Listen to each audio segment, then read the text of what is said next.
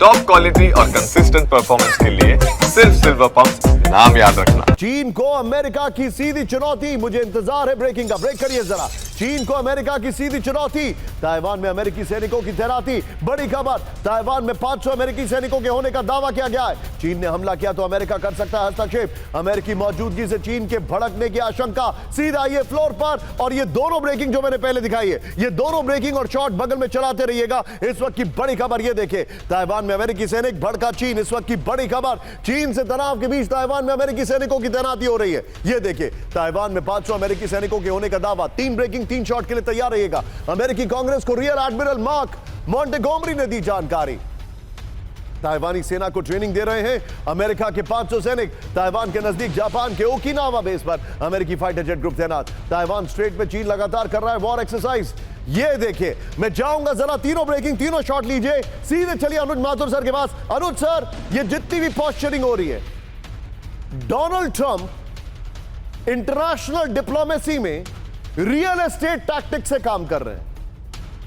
मेरा सवाल यह है कि चाइना के पास प्रोडक्शन लाइंस हैं, चाइना के पास सप्लाई लाइंस हैं। मैं कोई चाइना का फैन नहीं हूं, लेकिन जो ट्रंप अभी कर रहे हैं उसका रैमिफिकेशन क्या होगा?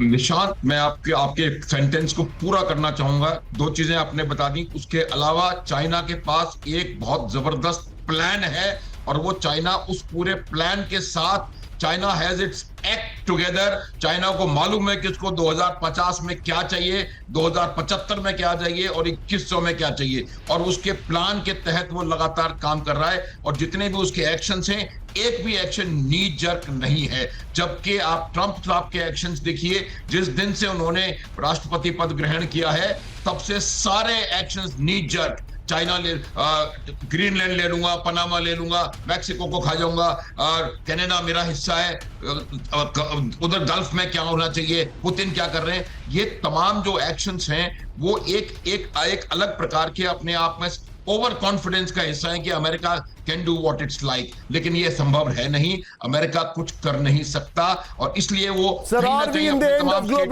एक मिनट, हाँ बिल्कुल, अपने स्टेटमेंट्स में ही वो कहीं ना कहीं सर, क्या डोनाल्ड ट्रंप ने ग्लोबलाइजेशन को खत्म करने की हरी झंडी दे दी है? बिल्कुल, डोनाल्ड ट्रंप जो है ग्लोबलाइजेशन का मतलब ही कहीं ना कहीं नहीं समझ पा रहे हैं। ग्लोबलाइजेशन का मतलब, देखिए, आप दादा नहीं बन सकते, आप लीडर बन सकते हैं, लेकिन आप पॉइंट टेकन, आपने बड़ी अच्छी बात कही। मैं आपके पास वापस आ रहा हूं, लेकिन हमारे जितने भी दर्शक कैंप 4 पर रहिएगा, जरा मुझे बताइए, डोनाल्ड ट्रंप ने अभी आने के बाद किन किन मुल्कों से क्या क्या किया? कनाडा से झगड़ा किया, मेक्सिको से झगड़ा किया, ईरान से झगड़ा चल रहा है, सुलझा नहीं पा रहे, मिडिल ईस्ट की प्रॉब्लम सॉल्व नहीं हो पा रही है, इजराइल के नेतन्याहू से फोन पर बहसबाजी हुई है। इसके अलावा भारत को लेकर भी, टैरिफ को लेकर कई सारी बातें कर रहे हैं, और यूरोपियन यूनियन से झगड़ा ऑलरेडी चल रहा है, चाइना से झगड़ा चल रहा है। दोस्ती किससे की है? पाकिस्तान से। और मिडिल ईस्ट से क्या तोहफे लिए हैं?